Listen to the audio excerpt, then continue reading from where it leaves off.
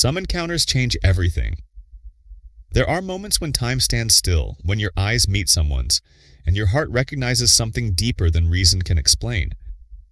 No matter the distance, the obstacles, or the passage of time, when destiny calls, a silent force draws two souls together. This isn't mere chance. It's not luck. It's as though a forgotten story surfaces, carrying with it the echo of something eternal. There's something more than fleeting passion, a true love that appears when you're ready to embrace it, even if it's only at the level of your subconscious.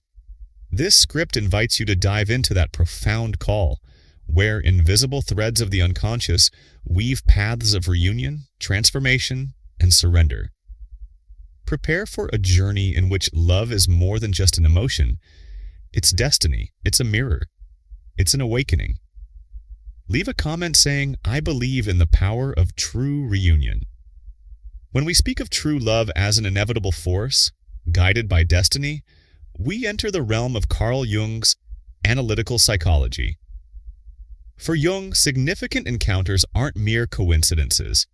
They are manifestations of the collective unconscious, expressed through synchronicity.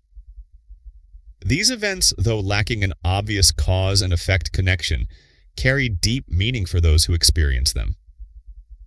When two people meet unexpectedly and with intensity, it feels as though their unconscious minds have been communicating long before their physical meeting. True love, in this light, mirrors the process of individuation, the journey by which each of us strives to become whole by integrating the parts of ourselves that we've denied or projected onto others. Often, the person we fall in love with embodies projections of the anima or animus, the unconscious representations of the feminine within men and the masculine within women. When we fall in love, we're drawn to parts of ourselves that we have not yet acknowledged. Destiny, then, isn't a rigid path. It's an inner call to evolve. True love offers us a unique chance to integrate our shadow, the parts we deny or fear, and at the same time, to see the divinity in the other. When the encounter is real, it transcends time and obstacles. It transforms challenges, heals wounds, and unveils hidden truths. This video will explore precisely this deeper dimension of love, where the meeting of two souls is also an inner reunion. It reflects the archetypal journey that each of us is destined to walk. There are moments in life when everything seems orchestrated by something greater. A simple glance in a crowd, a conversation that seems to appear out of nowhere, and suddenly everything changes. For Jung, these are not mere accidents. He called them synchronicities, events that connect not through direct cause and effect, but through a shared, deep meaning. It's in the space between our inner world and the outer world that destiny begins to reveal itself. True love, when guided by this profound force, does not appear as a logical choice, but as something inevitable. When two souls meet in synchronicity, it feels as though something deep inside them is answering an ancient call. Jung believed that the collective unconscious, an invisible reservoir of archetypes and shared experiences, manifests these connections through living symbols. In this context, love stands out as one of the most potent symbols. It calls, awakens, and transforms. Encounters guided by fate often carry an undeniable sense of recognition. It's not uncommon for someone to say, "I felt like I already knew that person," or "It felt more like a reunion than a first meeting." Synchronicity acts as a bridge, linking external events with the inner movements of the soul. It's when the outer world begins to respond to our inner world that destiny starts to unfold clearly. These transformative encounters often happen during transitional moments, when one chapter of life closes and another opens, amid loss, pain, or emptiness. In these moments of vulnerability, the unconscious speaks most powerfully, guiding us where we need to be. Destiny is neither fixed nor inflexible. It's symbolic, fluid, yet determined to lead us to experiences that bring us closer to wholeness. True love, as an expression of destiny, defies both time and obstacles. No matter how much life changes, it remains a quiet thread, gently drawing one soul to another. Because when it comes to love, destiny isn't about possession or control, it's about reunion. It's about recognizing something in the other that we've been missing but couldn't quite name, a reflection of our deepest essence. Jung taught us that life is composed of symbols, and the unconscious speaks through them. The person we fall deeply in love with often carries an archetypal symbol that awakens something hidden or forgotten within us. Thus, the encounter is not simply between two bodies, but between two psychic universes that have silently called out to each other for a long time. When destiny calls, it doesn't shout, it whispers. It comes through subtle signs, persistent coincidences, moments of déjà vu, and strong intuitions. That person might appear in your dreams, through repeated thoughts, or even a song playing at the perfect moment. This isn't magic, it's an alignment between our inner world and the outer world. In this context, true love answers a question we haven't even consciously asked. Yet it takes sensitivity to hear this call. The ego, the conscious part of us, often resists, rationalizes, or ignores it. After all, destiny doesn't always take the easiest route. It challenges us, destabilizes us, and pulls us out of our comfort zones. But it also opens doors to self-knowledge and profound healing. The encounter that transforms is the encounter that heals. True love emerging from destiny does not merely fill an emotional void. It fulfills a greater purpose, awakening the truest part of who we are. It puts us back on the soul's path, where time no longer matters and the truth of our feelings becomes our only guide. What we often call passion is only the beginning of a deep self-discovery process. The intensity we feel for someone isn't just about their qualities. It's about what they represent within us. For Jung, this phenomenon is known as projection, the unconscious casting of parts of ourselves onto another. In love, we are really reuniting with parts of ourselves that were forgotten or repressed, now reflected in the other. Projection can be both enchanting and painful. It leads us to idealize, to see our partner as someone almost mythical, perfectly made to complete us. This sense of completeness is alluring and often irresistible.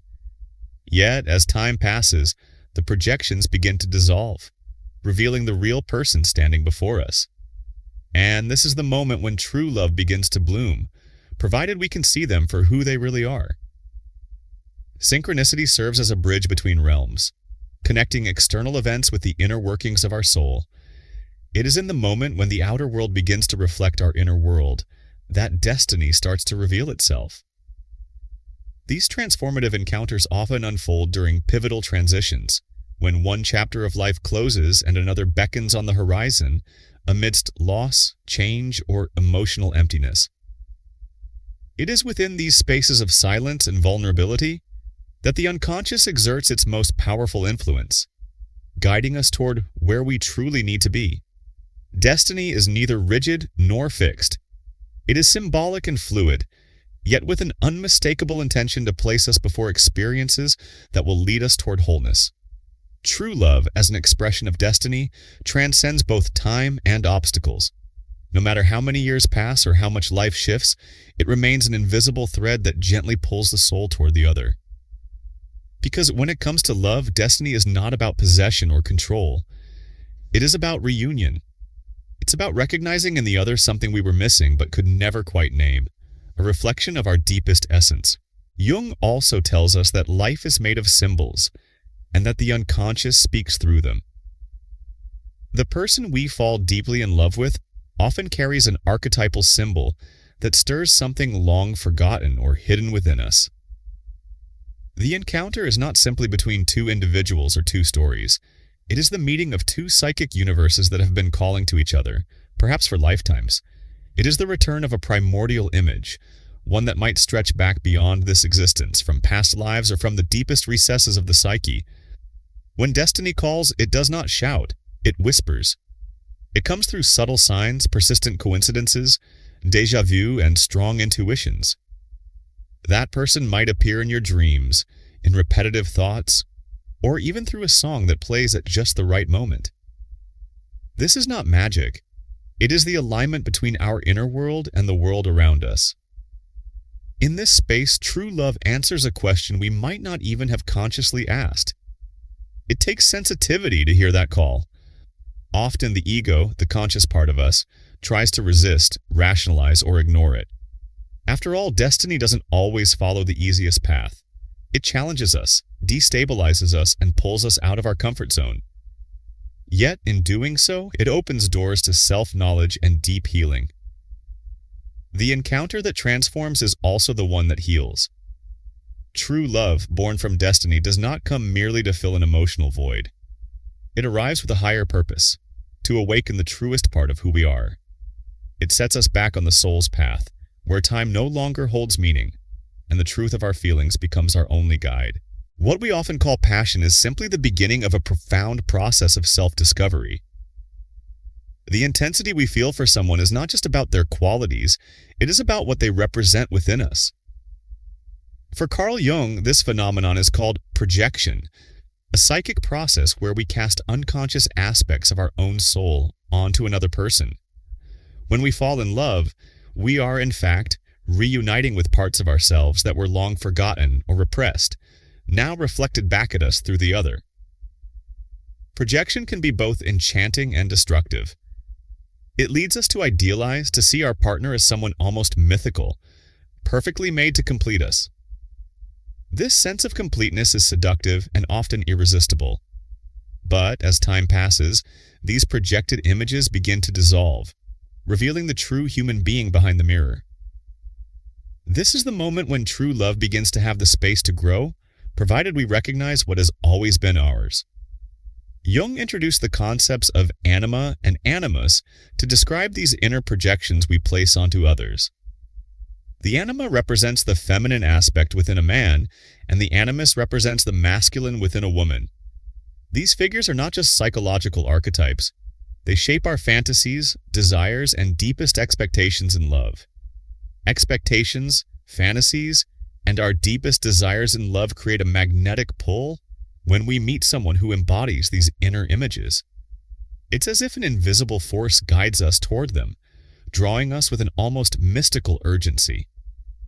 This attraction goes beyond mere physical desire or emotional connection. It is an archetypal recognition on a deeper, more subtle level.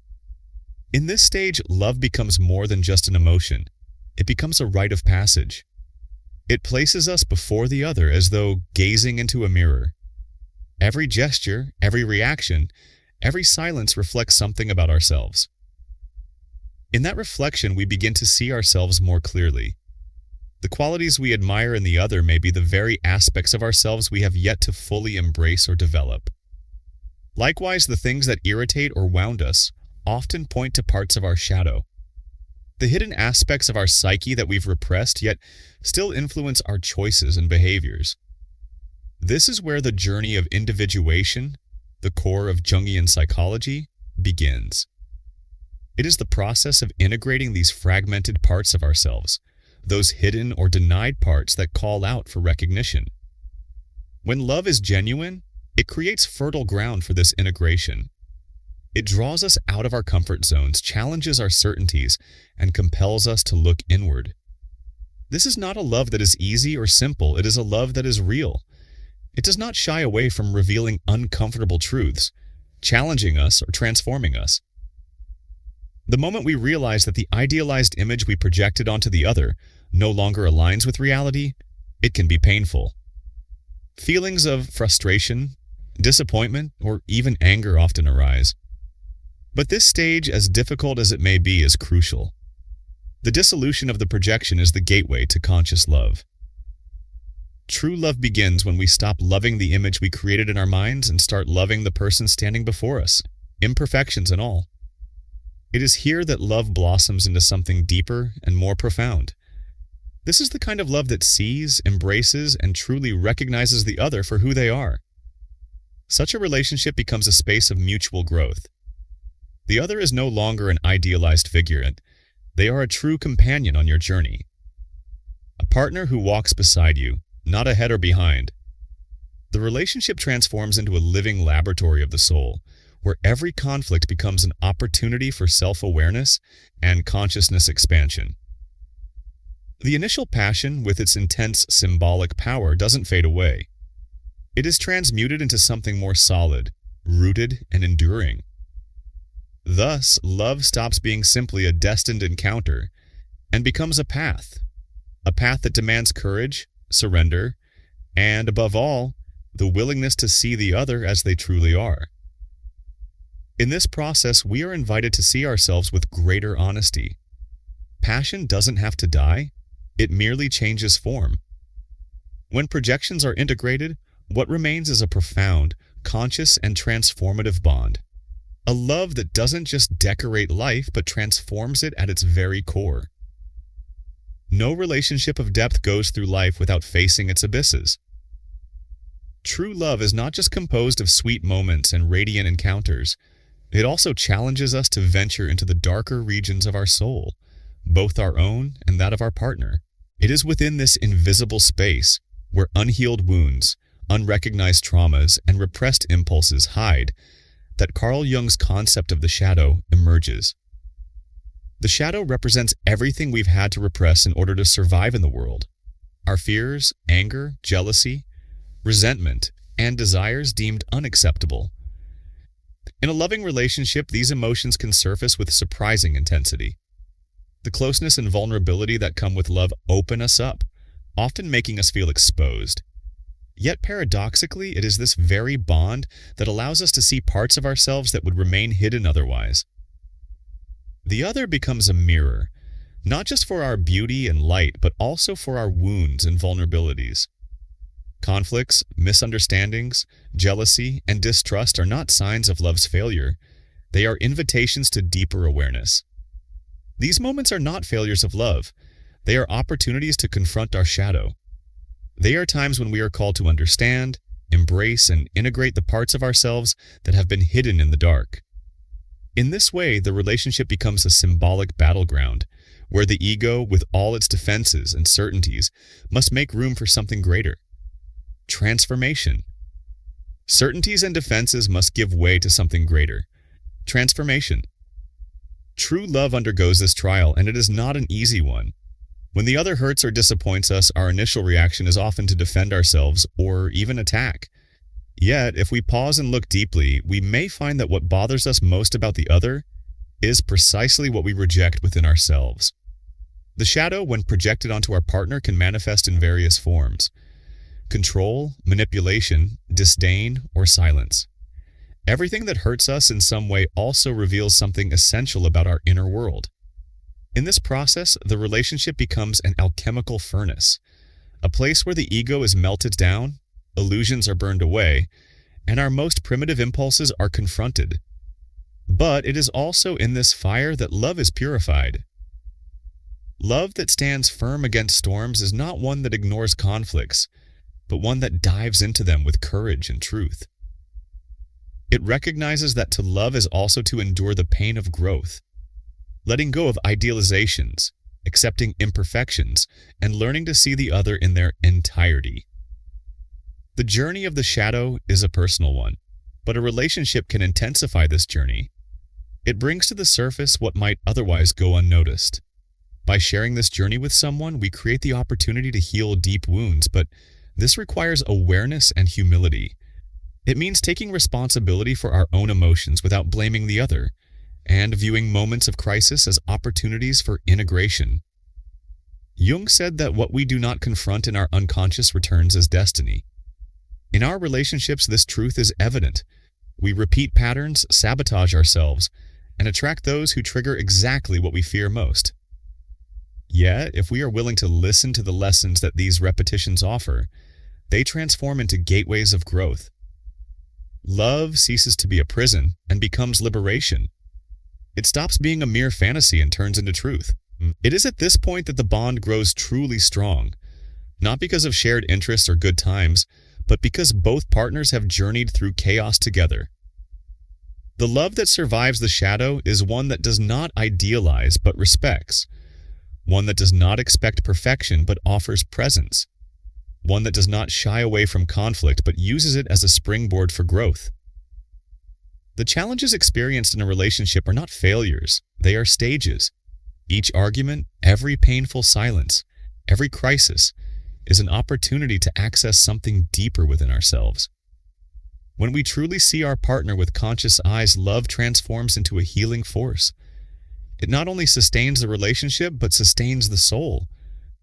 When love transcends the barriers of desire, projection, and conflict, it enters sacred territory, a space where the connection between two people is no longer merely emotional or physical, but symbolic and archetypal. Jung describes this experience as the convergence of internal polarities, the moment when the anima and animus cease to be mere projections, but become recognized and integrated within oneself. It is the union of opposites, the alchemical marriage of the soul. And when this occurs between two conscious beings, something rare and transformative is born: total love. The anima, representing the feminine within a man, and the animus, embodying the masculine within a woman, serve as bridges between the ego and the unconscious. Initially, we project these figures onto real people. They appear in our dreams, our impulses, and our idealizations. But as we journey through individuation, we begin to see them as living parts of our own psyche. Then the other stops being a mirror of our incompleteness and becomes a true companion. Not because we are lacking something, but because we are finally able to see beyond the reflection. The reunion of souls at this level of consciousness is profoundly symbolic. It is no longer driven by the unconscious need for completion, but by the conscious recognition of the unity that already exists between two whole beings. Love is not about filling a void, but about a desire to share wholeness. In this bond lies a silent harmony that requires neither proof, possession, nor control. It is the acknowledgement that true love is not fusion, but communion. Two souls that in meeting do not nullify each other, but rather expand together. This union is sacred because it reflects the very movement of the soul toward wholeness. Wholeness isn't about perfection, it's about integration. When the inner masculine and feminine coexist in balance, a person can relate to another not from a place of lack, but from fullness. In this way, love stops being a demand and becomes an offering. Relationships that reach this level transcend everyday life. They become spiritual journeys. Your partner is not only a lover, but also a teacher, a mirror, a guide. The relationship becomes a field of symbolic fulfillment where the dramas of the ego give way to the dialogue of the soul. Love is then experienced as an archetypal phenomenon, a living manifestation of the self, the unifying center of the psyche, the image of the divine within us. This love isn't confined to words or romantic gestures. It lives in the silences that comfort, in the glances that understand, in the presence that supports. It embraces cycles, respects timing, and acknowledges that not every day will be filled with ecstasy. Yet, beauty can be found even in the routine. It is a love that breathes in tandem with life without suffocating it. One that recognizes freedom as the basis for true surrender. The sacred union also faces its trials. It is not immune to challenges, but meets each one with emotional maturity and a symbolic vision. Every crisis is seen as a new stage in the process of individuation, rather than as a threat to the bond. There is trust in the journey and in the mutual commitment to truth, creating an intimacy that is rare, a kind that does not fear the nakedness of the soul. It is important to note that this form of love does not require both individuals to be perfect or enlightened. It simply asks for a willingness to walk the path. The reunion of souls is not a fixed destiny, but a continuous choice. A delicate construction built on listening, empathy, respect, and above all, awareness. The other does not come to save us, but to walk beside us as we save ourselves. This love is never in a hurry. It understands that the time of the soul is not measured by the clock. It blossoms when the moment is right and grows stronger with care. When, at last, two people achieve this state of togetherness, they become more than lovers. They become living symbols of a broader reality where love is not just a feeling, but an expression of the eternal within the human. Throughout this journey, we learn that true love is not merely a meeting between two people. It is a reunion with the forgotten parts of our soul. When destiny calls, it doesn't point outward, but inward. It guides us along paths of synchronicity, reveals our projections, exposes our shadows, and finally invites us to wholeness. True love is not sustained by an ideal, but by consciousness. It flourishes when we have the courage to see the other as they truly are, and even more when we embrace the truth they awaken within us. This is the beauty of the sacred reunion. Two souls that do not seek each other out of necessity, but recognize one another through an essential affinity. A love that goes beyond romance to pulse as a path of transformation and self-discovery. If this message resonated with you, if something inside you felt that silent call, subscribe to the channel to continue this inner journey. And don't forget, the video currently on screen was chosen to deepen this process even further. Watch it until the end and let the awareness of true love transform your story as well. Destiny has spoken. Now it is your soul's turn to respond.